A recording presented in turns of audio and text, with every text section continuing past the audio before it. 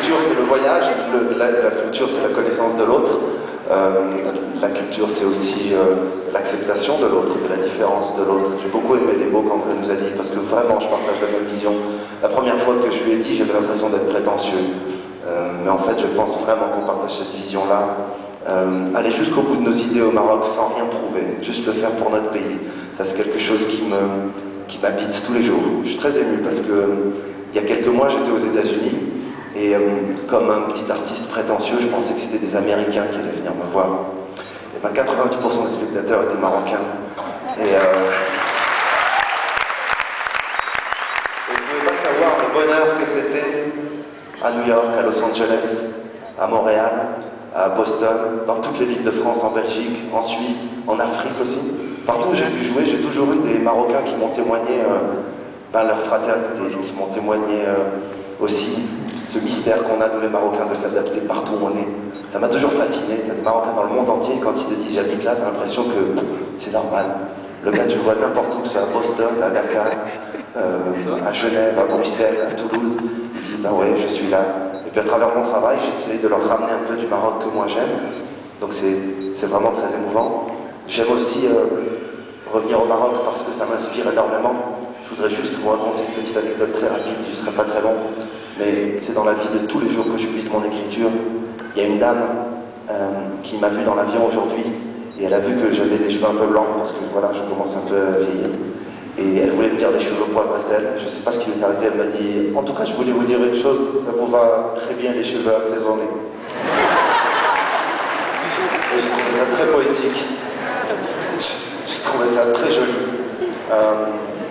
J'ai trouvé ça très beau. Et au Maroc, moi je fais mon marché dans les phrases qu'on me dit à droite à gauche.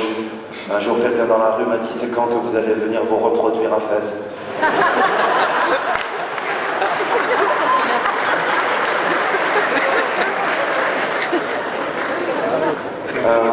Je voudrais juste aussi, puisque je parlais pas du passé mais de l'enfance, je voudrais souligner la présence quand même d'un grand homme qui est là, c'est Jacques Chancel qui est là, parce que je parlais de rêve, je parlais... c'est important. Je voudrais lui dire deux, trois petites choses. Jacques Chancel, moi je l'ai connu, même pas au moment où on avait la télé française qu'on avait par le câble ou le satellite, ou la parabole, mais je l'ai connu par les cassettes vidéo qu'on m'a ramené du Grand Échiquier. C'était une fenêtre en fait, pour moi. Et je me disais, mais moi c'est ce métier que je veux faire. Le mec il reçoit des artistes, moi je veux être artiste, c'est ce métier que je veux faire. Et ces rêves-là en fait d'artistes que j'ai eus, je les ai eus au Maroc, je les ai eus nulle part ailleurs. C'est dans les rues de Casa que j'ai rêvé, je me suis dit, j'espère qu'un jour, je pourrai faire ce métier-là. Et j'espère qu'un jour j'y arriverai. Je pense que j'y suis arrivé en partie. Aujourd'hui, vous me rendez ça. Vraiment, merci beaucoup. Je voudrais juste raconter une deuxième petite anecdote sur Jacques Chancel, si vous me le permettez. Il y a quelques semaines, il est venu voir mon spectacle à Enghien-les-Bains.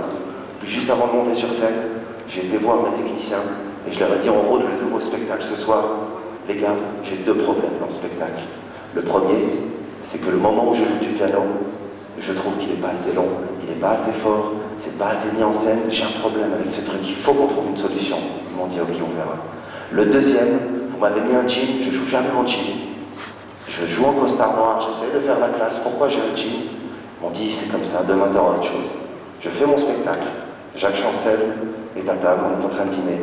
Et il me dit beaucoup de belles choses sur mon spectacle. Il me dit je voudrais juste me permettre en revanche de vous dire deux choses.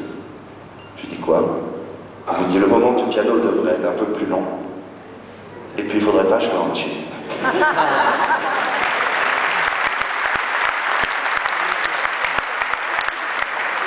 Alors ça, si c'est pas du professionnalisme, je ne sais pas ce que c'est. Voilà. En tant qu'ancien étudiant de l'université d'Al-Akhawaï,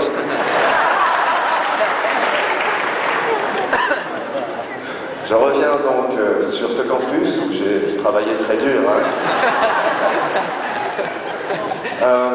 Tout à l'heure, quand on a fait cette jolie photo, je vois qu'il y en a certains qui ont entonné cette chanson que je faisais pour rigoler, qui s'appelait Petit oiseau. Si tu n'as pas d'aile, tu ne peux pas voler. Ce que je voudrais dire aujourd'hui à tous ces étudiants, mais vraiment avec beaucoup d'émotion, parce que je suis personne pour dire je suis fier de vous, parce que ça me mettrait en position de... Non, mais je partage avec vous cette fierté-là, parce que moi je me reconnais en vous, même, voilà, même si je n'ai pas étudié avec vous, quand je vous ai vu tout à l'heure, ben, j'avais un peu la chair dans le poule. j'avais les larmes aux yeux, je me suis dit, bah, c'est ce Maroc que j'aime, et j'ai envie de leur dire, petit oiseau, vous avez des ailes maintenant, alors volez.